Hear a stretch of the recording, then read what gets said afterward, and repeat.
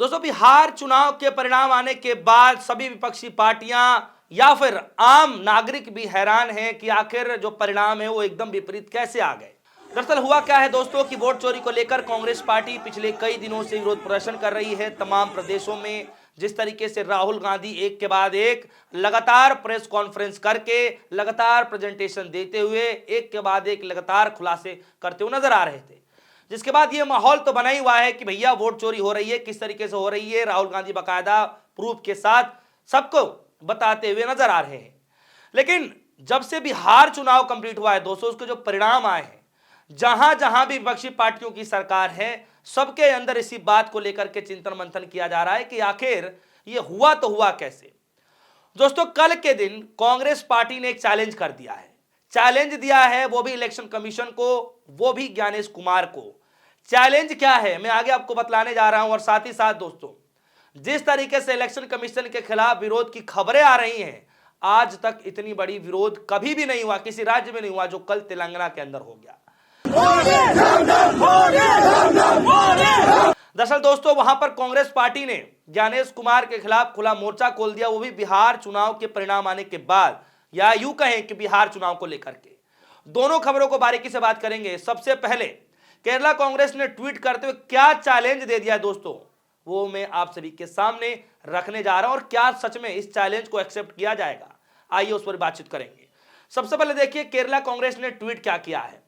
केरला कांग्रेस ने किया है, dear election commission of India, यानी कि टैग किया गया है @ECISVEEP, publish the Bihar voter list in digital format and we will prove the vote चोरी in 1 week. Wanna take up this challenge? यानी ये कहा जा रहा है दोस्तों कि बिहार की मतदाता सूची डिजिटल फॉर्मेट में सार्वजनिक कर दीजिए और हम एक हफ्ते में वोट चोरी साबित करके दिखा देंगे। क्या ये चुनौती स्वीकार है? दोस्तों, ये चुनौती इलेक्शन कमीशन को दी गई है, ये चुनौती ज्ञानेश कुमार को दी गई है कि क्या आप बिहार का वोटर लिस्ट जो डिजिटल फॉर्मेट है, क्या आप वोटर लिस्ट डिजिटल फॉर्मेट में कांग्रेस पार्टी को दे सकते हैं क्या? यह सवाल पूछा जा रहा है और यह चैलेंज दिया गया है। सवाल तो यहां पर यह भी है कि क्या जब निष्पक्ष चुनाव हो रहे हैं, जब सब कुछ बढ़िया है, अच्छा है, और वो भी बड़ी पार्टी के तौर पर, विपक्ष की बड़ी पार्टी के तौर पर, अगर कांग्रेस पार्टी डिजिटली फॉर्मेट में अगर वोटर लिस्ट मांग रही है, वो भी बिहार का, जिस बिहार चुनाव के परिणाम पर तमाम सवाल पूछे जा रहे हैं, तो फिर क्या लगता है कि ज्ञानेश कुमार को यह वोटर लिस्ट डिजिटल फॉर्मेट में दे देना चाहिए? अगर दे भी दिया जाएगा तो क्या जो उससे सच्चाई निकल करके आएगी, क्या उसको एक्सेप्ट चुनाव आयोग कर पाएगा? यह भी सवाल है दोस्तों, क्योंकि अगर एक्सेप्ट करना होता तो राहुल गांधी के एक नहीं, दो नहीं, तीन बड़े प्रेस कॉन्फ्रेंस किए जाते हैं, बाकायदा डिलीशन का मामला, एडिशन का मामला, और किस तरीके से एक सरकार को चोरी ही कर लिया जाता है। राहुल गांधी द्वारा इतने सारे आरोप लगाए गए, लेकिन एक भी जवाब सटीकता से चुनाव आयोग के द्वारा नहीं दिया गया। इसीलिए सवाल मैं कह रहा हूं कि क्या डिजिटल फॉर्मेट वाला जो वोटर लिस्ट है बिहार का, क्या वो कांग्रेस पार्टी को दे पाएंगे क्या? और ये चैलेंज है दोस्तों कि एक हफ्ते के भीतर वोट चोरी वो प्रूफ कर देंगे। तो मेरे हिसाब से ज्ञानेश कुमार जी को तो ये एक्सेप्ट कर ही लेना चाहिए चैलेंज, कि ठीक है हम दे देते हैं और आप चोरी करके दिखा दीजिए प्रूफ के साथ, अगर गलत नहीं है तो।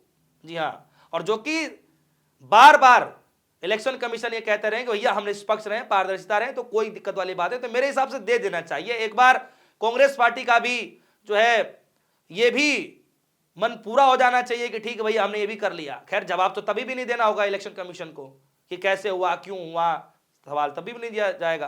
खैर, आगे आते हैं दोस्तों। इसमें लिखा गया है MVDA, ये यानी इसका मतलब है make voter list digital again.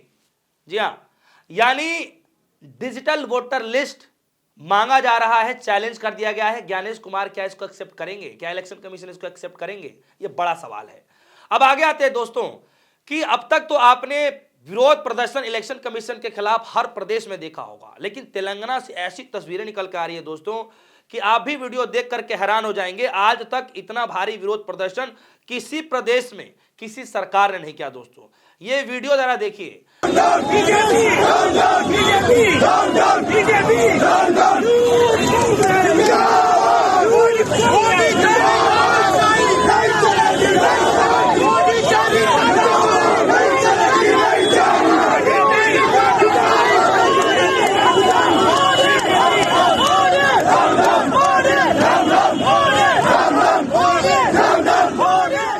दोस्तों ये जो वीडियो है बिहार के विधानसभा चुनाव के जो परिणाम आए हैं उसके विरुद्ध में विरोध प्रदर्शन किया जा रहा है और लिखा गया है Bihar vote chori has shaken the nation and today Telangana stood up under the leadership of IYC president Shri Uday Bhanu chief Telangana youth Congress work ahead to straight with IYC vote chori mass to expose the BJP election commission of India nexus and defend India's democracy.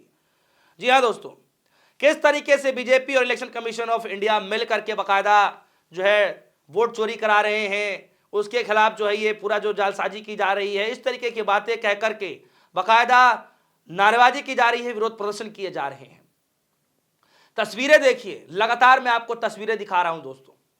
यहां पर भी भारी संख्या में लोग ज्ञानेश कुमार के खिलाफ नारेबाजी कर रहे हैं कि अब तक सिर्फ वोट चोरी के खिलाफ नारेबाजी की जाती रही है, अब तक सिर्फ वोट चोरी के खिलाफ खुलासे किए जाते रहे हैं, प्रेजेंटेशन ही सिर्फ दिया जाता रहा है, चाहे वो कह लीजिए कि महाराष्ट्र का हो, चाहे आप कह लीजिए कि जो है कर्नाटका का हो, चाहे आप कह लीजिए कि हरियाणा का हो।